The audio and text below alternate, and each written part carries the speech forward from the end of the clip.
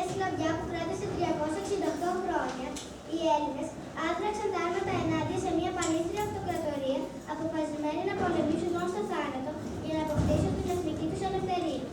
Οι σηκωμένοι Έλληνες στο τέλος νίκησαν, γράφοντας στις σελίδες του παγκόσμιας ιστορίας λαμπρότατο κεφάλαιο. Απόδειξαν μια ακόμη φορά πως κανένας λόγος δεν είναι υπόδειλος όταν πάρει την υπέρτατη απόφαση να ζήσει ελεύθερος ή να πεθάνει. Βασικά, ο τόπος του ΣΥΕΝΑ ήταν εθνικό απελευθερωτικός και να γλιτώσει ο τόπος από την βιβλική σκλαβιά. Θα ήταν όμως θέμα να ρυθμίσει το κοινωνικό του περιεχόμενο. Είναι γνωστό ότι ποτέ δεν έγινε επανάσταση με ελπίδες να πετύχουν χωρίς την ολόκληρη υποστήριξη του λαού. Εκείνη την εποχή το μεγαλύτερο μέρος του υπόδουλου λαού το αποτελούσε η αγροτιά. Οι συνθήκες ζωής των αγροτών στην εποχή της τουρκοκρατίας ήταν άθλιες. Οι Έλληνες αγρότες ήταν δουλοπάρες στην κυριολεξία. Ήταν μαζί με τη γη του δούλευαν κτήματα των Τούρκων. Από τα παιδικά τους χρόνια ως τα γεράματα, μόνιμος σύντροφός τους, η στέρηση, κακοπάθεια και κατατρεγμός. Εκτός από τα στοιχεία της φύσης, είχε να αντιμετωπίσει τον Μπέι, τον Αγά, αλλά και τον Χριστιανό Κοτσαμπάση ή τον Γογλίφο. Γιατί συχνά οι ομοθρησκοί του φαίνονται πιο σκληροί και από τον Τούρκο.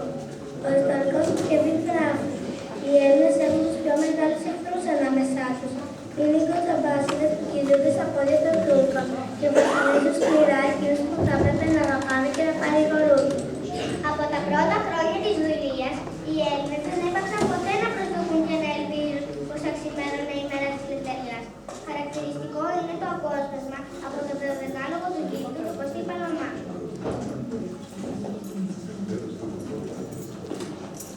Και θα φύγεις και από το σάρκι το κορμί, ω ψυχή παραδερμένη από το κρίμα.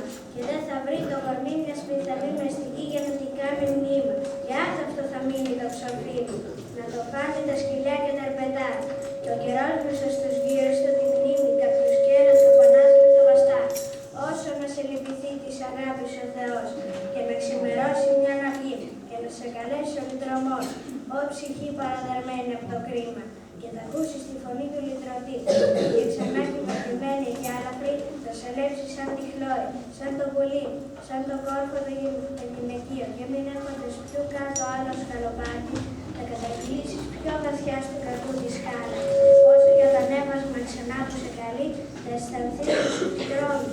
Ω χαρά, τα φτερά, τα κοκκινά σου τα μεγάλα.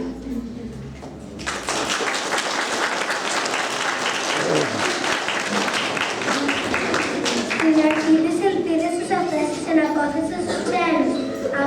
Αυτό φαίνεται και από γνωστό δημοτικό τραγούδι εκείνου του καιρού.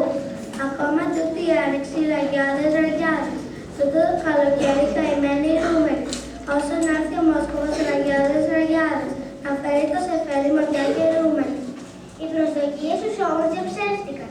Η Γαλλική Επανάσταση, ενώ στην αρχή ήταν τους σκλαβωμένους Έλληνες να αποκτήσουν θάρρος, στο τέλος έδειξε τις ελπίδες.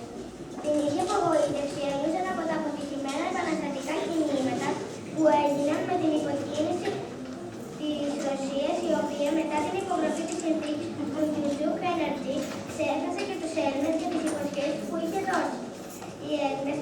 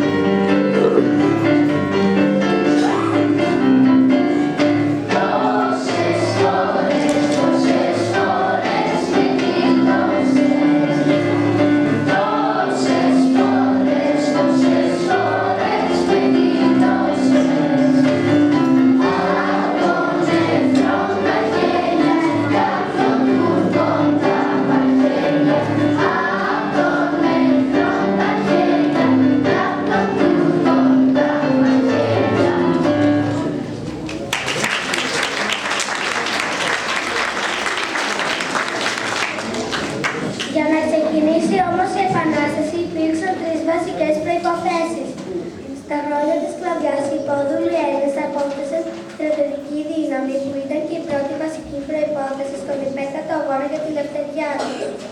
Αυτό έγινε με τους κλέφτες και τους αρματολούς, που δημιούργησαν χωρίς να το ξέρουν τις πιο διαρρηκτές στρατιωτικές δυνάμεις του έθνους για τον πιο δύσκολο από όλους τους πολέμους, τον κλεφτοπόλεμο. Όταν ο τουρκικός κατατερμός ή η αδικία των Κοτζαμπάσιδων γινόταν αβάσταχτα, δεν απόμενε τίποτα άλλο στο κατωτρεγμένο χωριάτι παρά να αρπάξει ένα παλιοτούφεκο και να κλέψει στα βουνά.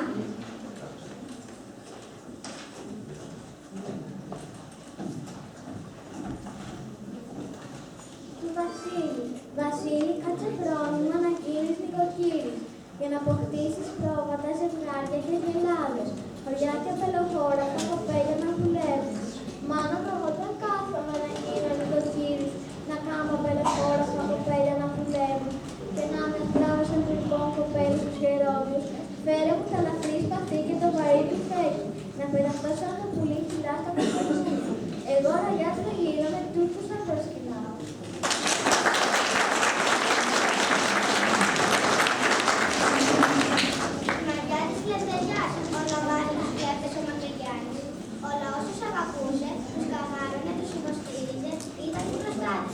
Γι' αυτό οι γονείς τους καλύτεροι αυτοί που δίνανε στα παιδιά τους ήταν να βγουν κλέφτες.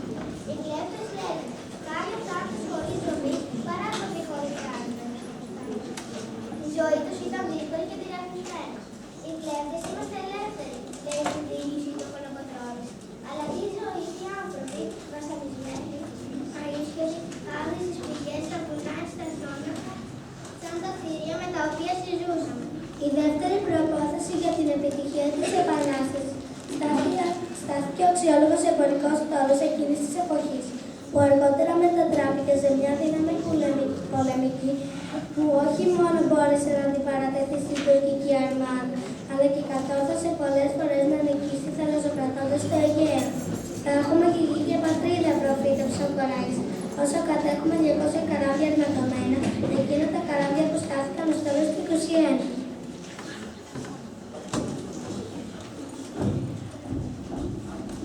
Το καράβι, στην πρινή Βάνου του Σταυρό, στην Πλώρη το Βαγγέλιο, την Παναγιά τη Δέσποινα στο Μεσιανό Κατάρτι.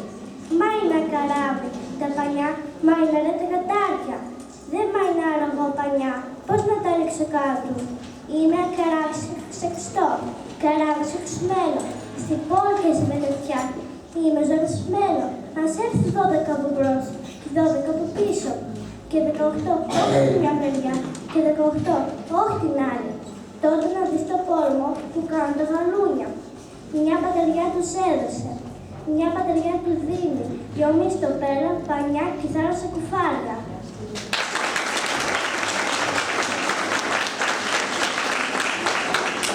Η τρίτη τέλος, μέγιστη προϋπόθεση για την επιτυχία της Επανάστασης, στάθηκε ο διαχωρισμός, δηλαδή η ιδεολογική προπαρασκευή του γένους. Και αυτή η ιδεολογική προπαρασκευή ξεκινάει πρώτα από τα δημοτικά τραγούδια, βγαλμένα μέσα από την καρδιά των ανώνυμων ποιητών, μίλαγαν με τρόπο μοναδικό στην καρδιά του λαού. Συντρόφιζαν το ραγιά στον πόνο του, στη χαρά του, στους αγώνες. Τα δημοτικά τραγούδια σπήρανε το σπόρο της λευτεριάς που δεκαπίζει το 21. Τον άξιο κλέφτη τον καραμιάζουν εδώ.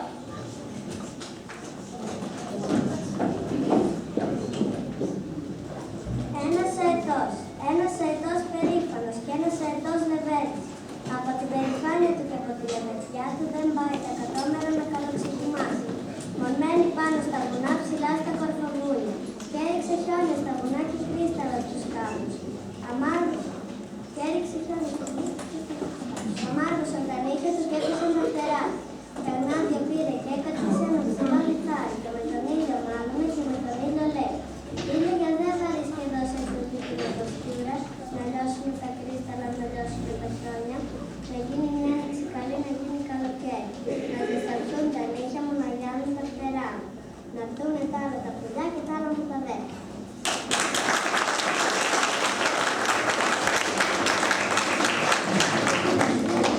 Το δρόμο για το διαφωτισμό του υπόδουλου γένους τον άνοιξε ένας καλόγερος που κατεχόταν από ένα βαστήρι φιλόκιζε τον ανθρωπισμό.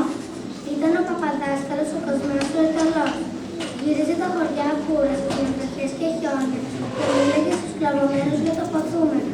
όπως ονόμαζε την επανάσταση που θα εξεσκλάβωνε τον τόπο από τον Τούρκο. Αντί για τον καλοκαιρικό σκοταδισμό, δίδασκε τα φώτα στους σκλαβωμένους, προτρέποντάς τους να ανοίξουν σχολεία. Τα γράμματα είναι στολίδι του ανθρώπου, έλεγε, και μόνο με τη βοήθεια των γραμμάτων θα μπορέσετε να καλυτερέψετε την τύχη σας. Μαρτυρικό ήταν το τέλος του. Στάθηκε αληθινός νεομάρτυρας του έθνους μας. Στα πρώτα χρόνια, έπειτα από την απελευθέρωση του τόπου από τον τουρκικό θυμό, στα καφενεία και στα σπίτια, στις πολιτείες και στα χωριά, έβλεπε κρεμασμένη μια κακογραφία που παρέσκανε την Ελλάδα κουρελιασμένη, μονατισμένη και αλυσοδεμένη. Δύο άντρες γύρευαν από τη σημαία, σπάζοντα τα δεσμάτια. Ο ένας ήταν ο Κορέης και ο άλλος ο Ρίκος. Ο Δαμάδης Κορέης υπήρξε μια από τις πιο ολοκληρωμένες πνευματικές προσωπικότητες του νεοελληνικού κόσμου. Ήταν απέραντα μορφωμένος ανθρωπιστής και δημοκράτης. Αφιέρωσε τον εαυτό του στο διαφωτισμό των σκλαβωμένων Ελλήνων. Πίστευε πως το ελληνικό έθνος για να σπάσει τις αλυσίδες της σκλαβιάς έπρεπε να βγει από τα σκοτάδια της αμάδας και της δυσιδαιμονίας. Είναι καλλιεργημένος, είναι ελεύθερος, είναι άνθρωπος, έλεγε.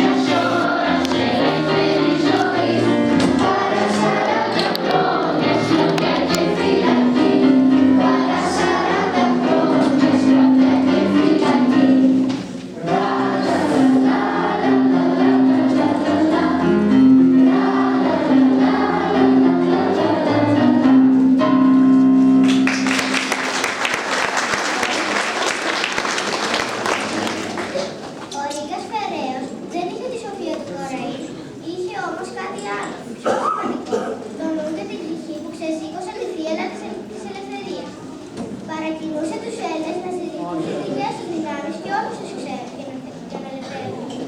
Ο Θούριος, η Χάλτα και όλα τα άλλα κρατά του ξεσήκωσαν και συγκίνησαν τους τραβωμένους Έλληνες. Ο Θούριος του Ρήγα δεν ήταν ποίημα με επαναστατική προκήρυξη, γραμμένη σε στίχους για να μπορούν εύκολα να την αποστηθήσουν. Ο Τερτέλης το ονομάζει το ιερότερο άσμα της φυλής. Είναι γνωστό το μαρτυρικό τέλος του Ρήγα. Ωστόσο η θυσία του έδωσε τους καρπούς που οραματιζόταν ο Ρήγας. Το μοιραίο μπορείς να τον νικήσεις, τον μάρτυρα ποτέ. Οδηγημένοι από τις ιδέες και τη θυσία του, οι φιλικοί συγκρότησαν τη φιλική εταιρεία, που οδήγησε το έθνος στον επικό αγώνα για τη ελευθεριά του. Ο γέρος του Μοριά έλεγε για το Ρήγα: «Εστάθη ο μέγας ευεργέτης της φυλής μας. Το μελάνι του θα είναι πολύτιμο ενώπιον του Θεού, όσο το αίμα του Άγιου». Και ήρθε η ευλογημένη ώρα, η ώρα της κήρυξης της Επανάστασης. Τα Καλάπρητα, η Πάτρα και η Καλαμάτα διεκδικούν τα πρωτεία για την κήρυξη του φυλακητικού αγώνα. Είναι ιστορικά διαπιστωμένο ότι από τις 21 Φεβρουαρίου 1821 Επανάσταση ξεκίνησε ταυτοχρόνως σε 15 διαφορετικά μέρη, στη Μολδαβία και στην Πελοπόννησο. Η τιμή για την έναρξη του αγώνα της εθνοεργασίας ανήκει σε όλους τους Έλληνες που από την άλλωση έως το 1821 διαφώτισαν, εργάστηκαν, αγωνίστηκαν, πολέμησαν, θυσιάστηκαν, μαρτύρησαν για την ελευθερία της πατρίδας. Το σημερινό μας χρονικό είναι αφιερωμένο στους ήρωες αυτού του αγώνα, που υπήρξαν και οι κυριότεροι συντελεστές του θαύματος. Οι ήρωες λαϊκοί στο τετραβάρδιο της Ιωνιοσύνης, ο Κολοκοτρώνης, ο Παπαφλέσσας, ο Διάκος, ο Ρήγας, το Φιλευτεριά στα Δερβενάκια, της Γραβιάς στο Χάδι, η Τριπολιτσά, το Κούγι, το Αρχάδι, η Άγια Λάμπρα, το Μεσολόγγι, το Ναβαρίνο, το Αφεντική μας, τάκτες της ζωής μας, λιγάδι τρίσμα πηγές νερό και νερό. Αρχίζοντας από το Μοριά, ξεχωρίζουμε τον Θεόδωρο Κολοκοτρώνη. Το μεγάλο του παράστημα, η στεντόλια φωνή του, η παράξενη φορεσιά του, το αξίωμά του στο στρατό, η φήμη του παρελθόντος του, το βόητο του ονόματός του, που ψάλλονταν από τα τραγούδια του λαού, το χωλινό του μυαλό, η στρατηγική του ξυδέρκεια, κατάκτησαν την ψυχή του λαού. Ο Κολοκοτρώνης πέρασε στην ιστορία ως τελικός γέρος του Μοριά. Παρακολουθήστε τώρα ένα φθηνό περιστατικό από τη μάχη στα Δερβενάκια ανάμεσα στον Κολοκοτρώνη που γκάζανε με φωνές στα παλικάρια και ένα Τσοπανόπουλο που παρακολούθαγε σε αυτό τη μάχη, σταυροκοπτόταν κι όλο έλεγε.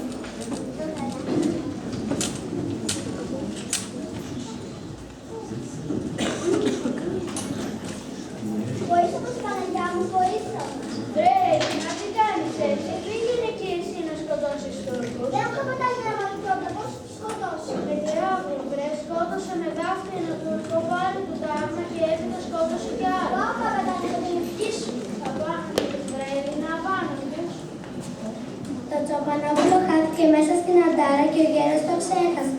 Όταν πια τέλειωσε η μάχη, βλέπει ένα πεδαδέρι αρματωμένο να καμαρώνει